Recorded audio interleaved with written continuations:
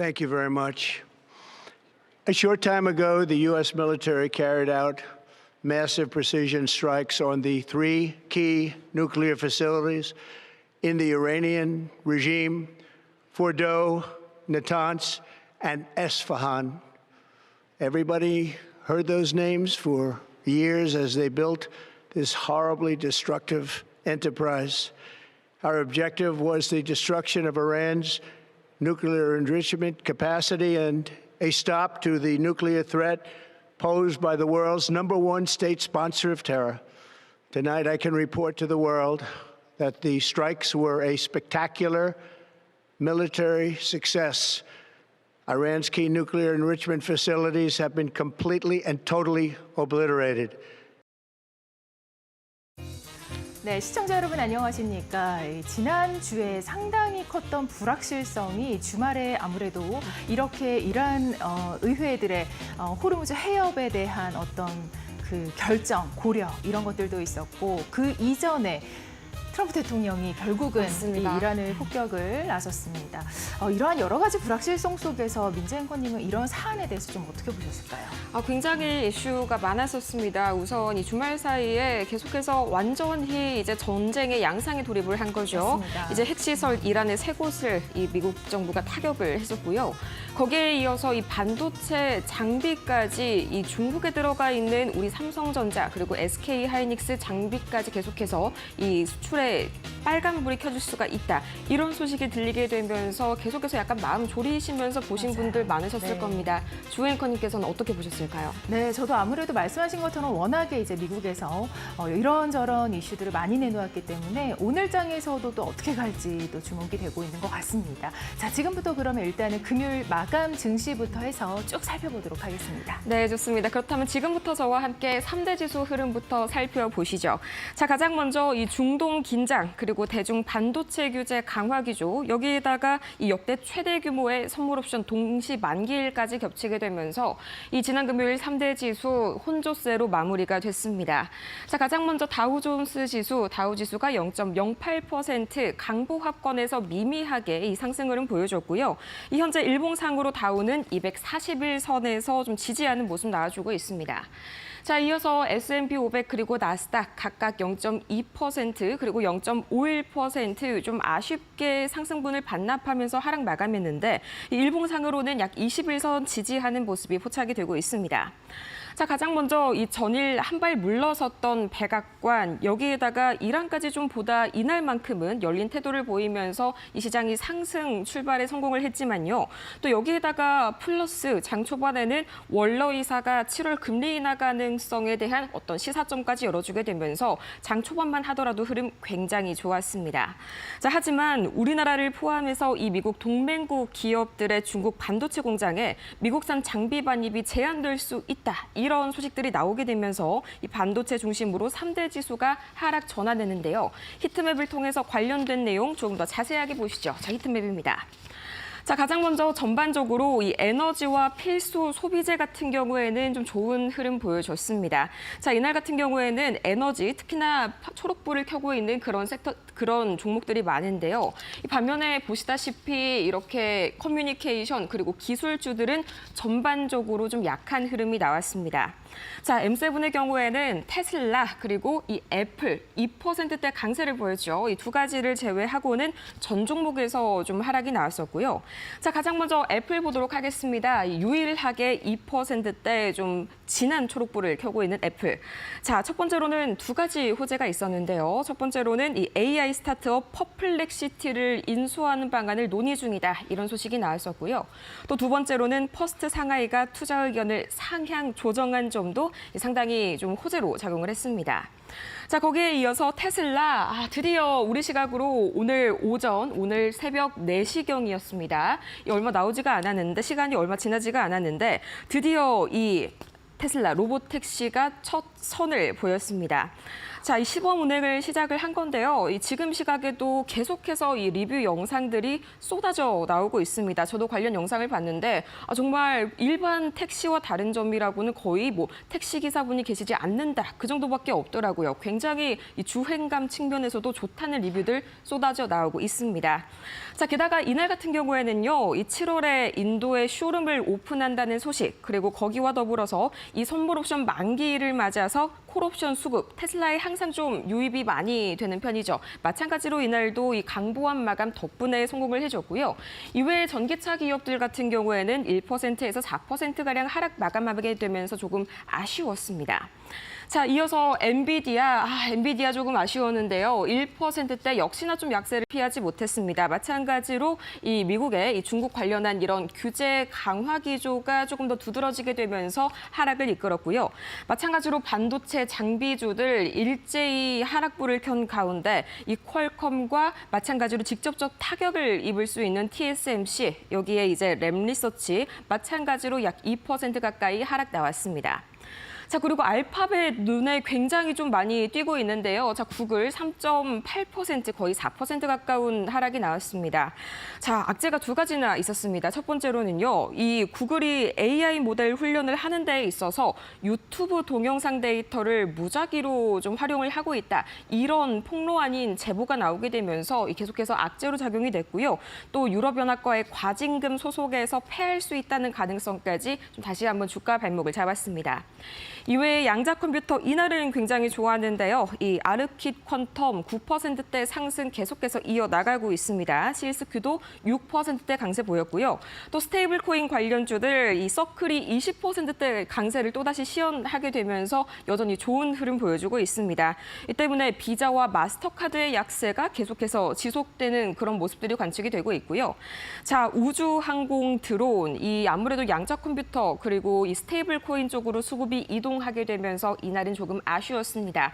다만 로켓랩이 7%대 상승을 보였는데요. 스페이스X의 스타쉽이 폭발했다는 소식에 따른 반사수의 기대감이 모아진 것으로 풀이가 됩니다. 자, 그렇다면 밤사이 매크로 지표들 어떻게 흘러갔을지 가장 먼저 유가부터 살펴보도록 하겠습니다. 자, 유가 제가 현재 이렇게 기록을 해놓은 유가 같은 경우에는 이 지난 금요일 장 마감 기준으로 한번 작성을 해봤는데요. 지금 이 시각도 뭐 배럴당 73.84달러로 크게 변동 사항은 없습니다. 0.19% 소폭 하락하는 모습을 보였지만요. 여전히 좀 부담이 많은 그런 구간이고요. 이어서 10년물 국채 금리는 2.2bp 빠졌습니다. 이날 7월 금리 인하가 이르면 될 수도 있다. 이런 이 월러 이사의 발언 때문에 덕분에 국채 금리 약간 하락하는 흐름 보여줬고요. 또 이어서 비트코인의 경우에는 현재 지금 이 시각 기준, 오전 4시 기준을 제가 적어봤습니다. 계속해서 약한 흐름이 나왔었는데 결과적으로는 현재 10만 달러가 무너진 그런 모습이 형성이 되고 있고요.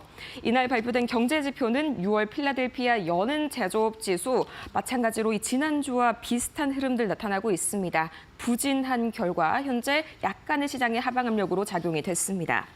자, 그렇다면 이날만큼은 좀 중독 리스크가 잠시 진정되는 듯 보이면서 이렇게 대체적으로 안전자산 선호 심리가 회복되는 모습이 보였는데, 자, 그렇다면 과연 어떤 일들이 현재 시장을 이렇게 움직였을지 바로 첫 번째 보겠습니다.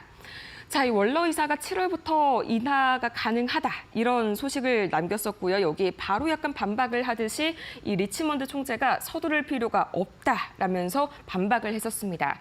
거기에 이어서 미국 삼성 하이닉스 이 중국 반도체 공장에 미국 정부가 제재를 할 수 있다는 소식까지 들려왔고요. 또 마지막으로 가장 중요한 이슈, 이 미국에 대해서 미국이 이란에 대해서 세계의 핵시설을 타격했다. 이것까지 한번 자세히 저와 함께 만나보시죠. 자, 가장 첫 번째입니다. 이 연준 내 2인자이자 대표적인 매파 인물이죠. 이 크리스토퍼 월러 이사가요. 현재 시각 20일 CNBC와의 인터뷰에서 이런 말을 남깁니다. 자, 이르면 7월에 금리를 인하할 수 있다. 단 중요한 점은요. 이게 연준 전체 의견은 아니고 내 개인의 의견일 뿐이다. 라면서 좀 자신만의 견해라는 점을 강조하긴 했는데요. 두 가지 더 중요할 만한 발언이 있습니다. 첫 번째, 이 관세가 물가에 미친 영향이 내년에는 다시 낮아질 수 있다. 이렇게 발언을 했고요. 또 이어서 금리 인하를 더 이상 미룰 이유가 없다고 밝히기도 했습니다. 다만 연준 내에서는 인하 시기를 놓고 좀 분열되는 모습들이 보여지고 있습니다. 이 발언이 전해진 이후에 가장 먼저 리치먼드 연은 총재 데이터상 금리 인하를 서두를 필요가 없다라면서 약간 반박하는 듯한 발언을 이어줬고요. 또 데일리 샌프란시스코 연은 총재 역시 인하는 가을이 적절해 보인다라고 말을 남겼습니다. 자, 어쨌든지 간에 이 발언이 나오자마자 이 미 국채 금리는 하락했고요. 또 이어서 달러도 약달러, 지수는 반등, 장 초반에나마 성공을 해줬습니다.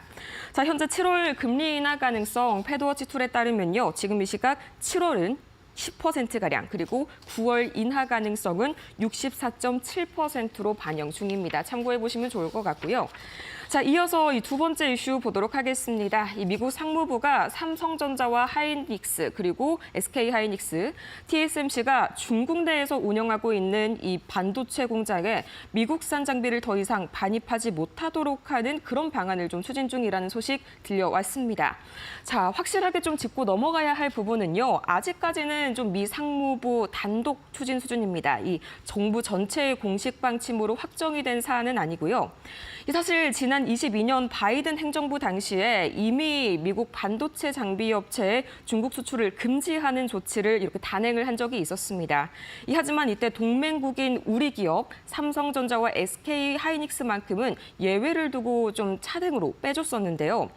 하지만 이번 예외가 폐지가 된다면 이 SK 하이닉스 그리고 삼성전자 이 미국산 장비를 들일 때마다 개별적으로 허가를 받아야 합니다. 당연히 그만큼 막대한 비용과 시간이 들 수밖에 없는데요.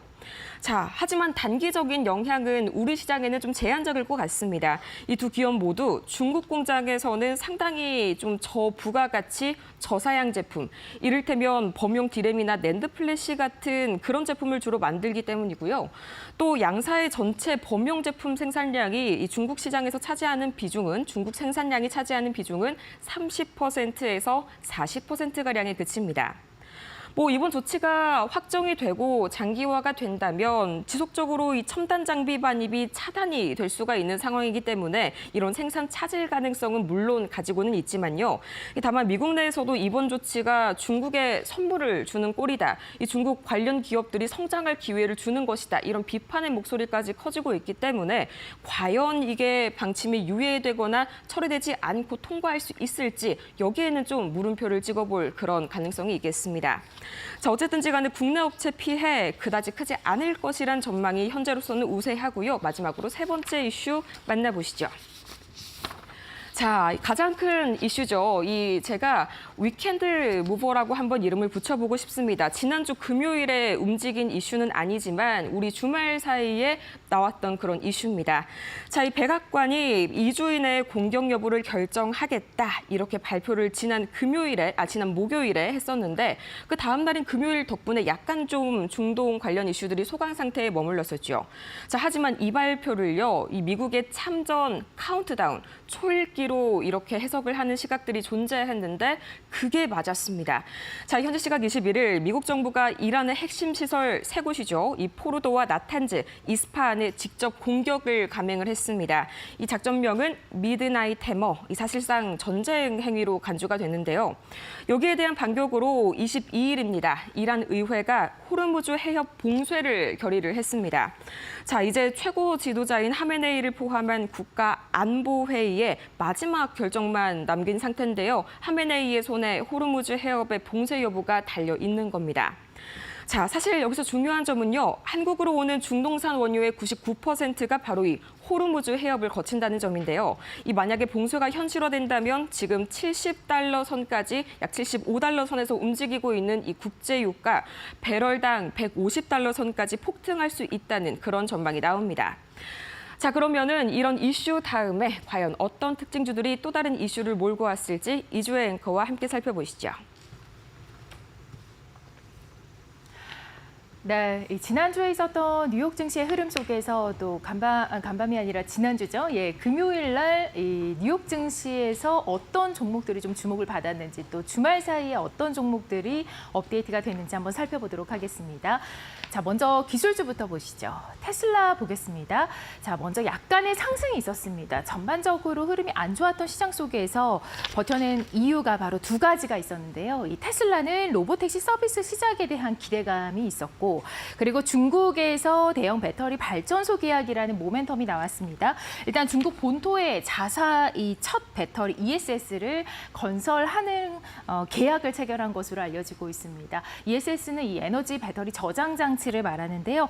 트럼프 대통령이 무역 갈등의 심화를 이어가고 있는 상황 속에서 이 부분에 대해서 머스크 CEO는 크게 아랑곳하지 않고 이러한 계약을 체결하는 모습이 나타나고 있습니다. 앞으로 이 테슬라라는 회사의 에너지 사업에 대한 확대 기대감이 커지면서 이 투자자들의 투심을 불러일으켰고요. 0.03%의 상승에서 마감됐습니다.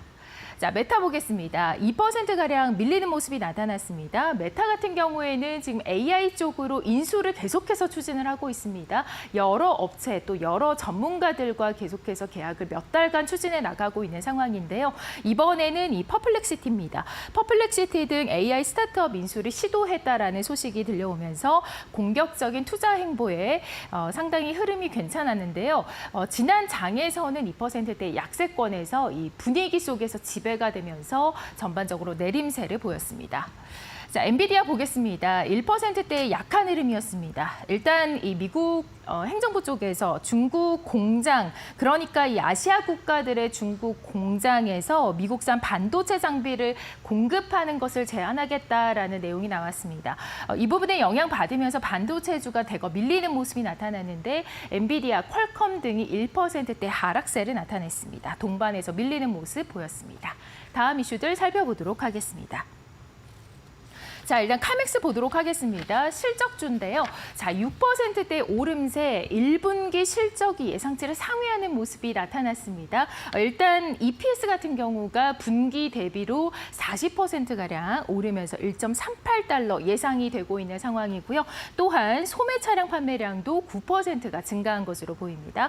중고차 시장에서 강한 수요가 반영되면서 실적이 호조 소식이 나오면서 7% 가까이 오름세가 보였고요. 또 마이크론 테크놀로지 보시면은 1%가량 상승 흐름, 25일에 이제 실적 발표를 앞두고 있는 상황 속에서 그 기대감이 불러오고 있고, HBM 같은 경우 지속해서 수요가 발생하고 있기 때문에 이 수요를 기반으로 해서 호실적이 예상되고 있습니다. 다음 이슈들 살펴보도록 하겠습니다.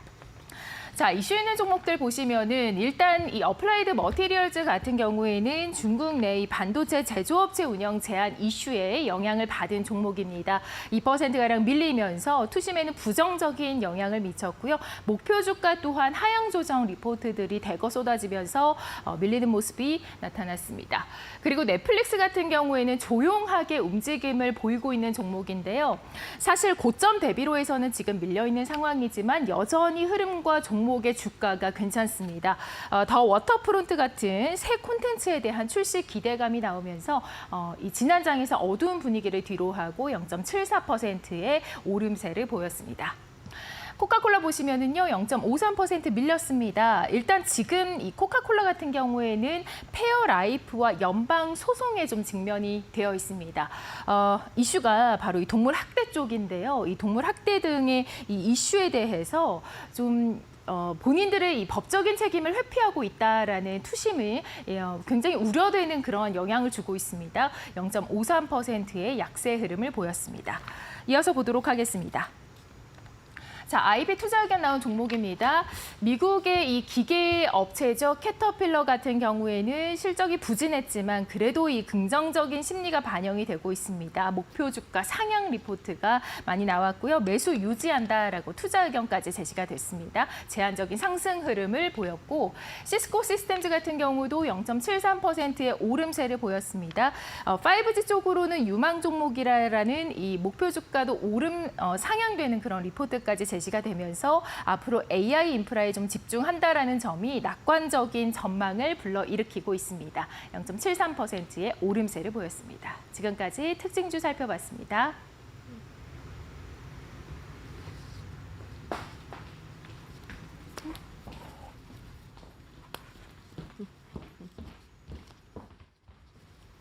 네, 이어서 그렇다면 밤사이 뉴욕 증시 과연 분위기는 어땠을지 지금 바로 전화 연결 이어가 보도록 하겠습니다. 김상윤 이데일리 뉴욕 특파원 만나보도록 하겠습니다. 어서 오세요.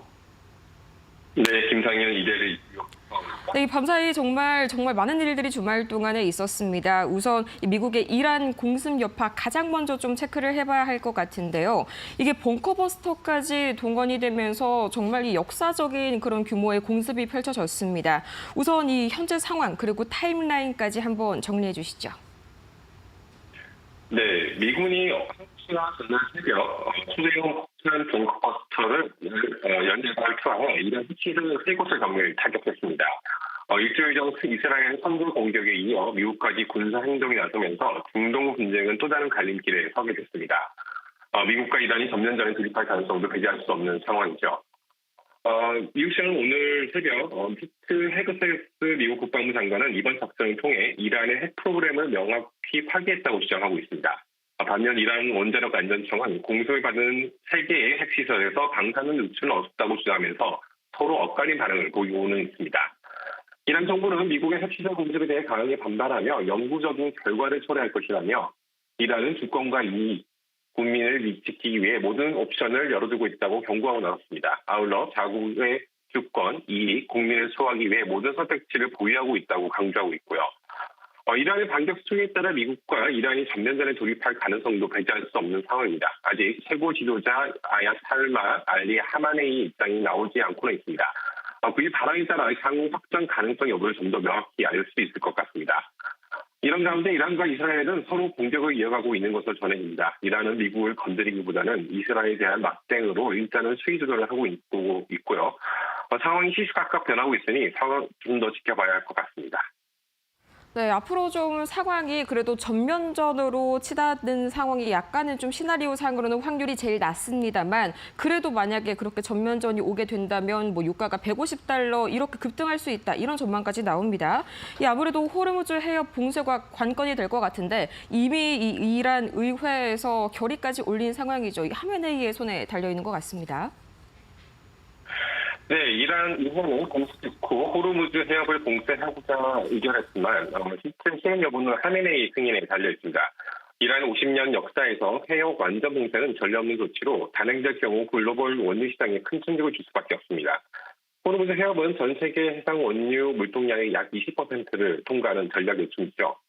이스라엘이 석유 수출국 기구 내 3번째 원유 생산국인 이란을 8일 연속 공습했음에도 불구하고 국제유가 시장은 아직 놀라울 정도로 침착한 반응을 보여왔습니다.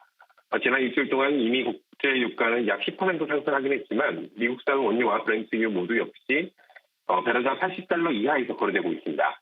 그러나 미국의 개입까지 된 상황에서 충돌이 언제 끝날지 예측하기 어렵기 때문에 이 같은 상황은 조만간 바뀔 수 있다는 전망이 나오고 있습니다. 이란의 보복 수위가 어디까지 될지 이번 사태가 얼마나 오래 갈지가 관건입니다. 서부 텍사스산 원유와 브렌트유는 한국 시간으로 오전 7시에 거래를 재개합니다. 이 추이를 일단 지켜봐야 할 것 같고요. 시장 전문가들은 유가가 배럴당 $3에서 $5 상승한 수준에서 비상할 것으로 보고 있습니다. 네, 상당히 어느 쪽으로 가든 단기적으로 유가에 좀 상승 압력이 가해지는 건 어쩔 수가 없을 것 같습니다. 관련 이슈 계속해서 지켜봐야 할 것 같고요. 또 무엇보다 유가가 상승하면 이 물가가 급등할 수 있는 게 가장 큰 문제점인데 이 연준 내에서 앞으로 금리 인하에 대해서도 좀 주말 사이에 의견이 분분한 그런 모습들이 나타났습니다. 역시나 좀 점도표상의 그런 모습들이 실제로 좀 현실화가 되고 있는데 원러 이사 같은 경우에는 7월에 금리를 빠르게 좀 인하할 수 있다. 여지를 남겼습니다만 리치몬드로와 또 데일리 총재가 여기에 대해서 반대하는 그런 의견을 냈네요. 네, 그렇습니다. 상황이 워낙 급변하고 있어 연준도 명확히 금리나 타이밍을 잡지 못하고 있는 것 같습니다. 지난 6월 FOMC 연도표에서 드러났지만 연준 내에서 금리 인하 시점을 둘러싼 내부 분열이 뚜렷해지고 있습니다. 크리스토퍼 올로 연준 이사는 트럼프 대통령의 관세 정책이 실제 인플레이션을 잘 타지 않고 있다는 평가를 내리면서 이르면 7월에 기준금리를 내릴 수 있다고 주장하고 나섰죠. 올로 이사는 트럼프 대통령이 첫 임기 중에 임명한 인사로 제롬 파월 의장의 후임 후보로 또 거론되고 있습니다. 그는 최근 관세로 인플레이션을 크게 작하지 않고 있으며 물가 상승세가 안정된 만큼 통화 완화에 나설 여지가 있다면서 고용시장에 하방 리스크가 존재한다고 판단된다면 기다릴 수 없이 지금 움직여야 한다. 고용시장이 침체된 이후에 인하를 시작해서는 안 된다고 7월 금리 인하 선봉에 나섰습니다. 그는 위원회가 동의할지는 지켜봐야 하겠지만 자기 생각에는 그럴 여건이 마련돼 있다고 재차 강조했습니다. 앞으로 연준 내 비둘기파로서 강하게 나서겠다는 뜻을 시사한 것이죠. 반면 메리 데일리 샌프란시스코 연준 총재는 연준이 가을에 움직이는 게 더 적절하다는 의견을 내놓았습니다. 7월이면 상호관세 협상이 끝나고 기업들이 관세를 소비자 가격에 전가할지 등 좀 더 명확하게 드러날 수 있다는 것이죠. 이를 보고 신중하게 움직여야 한다는 게 그의 입장이다. 그는 선제적으로 움직이지는 않을 것이다. 우리는 고용과 물가 안정이라는 두 가지 목표를 균형 있게 고려해야 한다고 재차 강조하고 있습니다. FOMC 점수표에 따르면 19명의 위원 가운데 7명은 올해 금리 동결을, 2명은 한 차례 인하를, 10명은 두 차례 인하를 예상하고 있습니다. 이렇게 분열된 상황에서 제롬 파월 연준장이 어떻게 위원회를 끌고 갈지가 관건이죠. 시장에서 대체로 8월 경기 한 차례 인하를 선호하고 있는 것으로 보고 있는 것 같습니다. 과연 안전적으로 9월에 인하에 나설 것인지 아니면 선제적인 금리 인하할지는 좀 더 지켜봐야 할 것 같습니다. 네, 결론적으로는 파월 의장의 경우에는 한 차례 금리 인하를 지금으로는 보고 있다라는 게 시장의 좀 중론인데 이 단독적인 그런 이슈, 단독적인 의견이라고 좀 선을 그은 만큼 연준 전체 의견은 아니라는 점 좀 다 같이 참고를 하면 좋을 것 같습니다. 자, 이렇게 해서 저희 오늘 김상윤 이데일리 뉴욕 특파원과 함께 이야기 나눠봤습니다. 좋은 말씀 고맙습니다. 네, 감사합니다.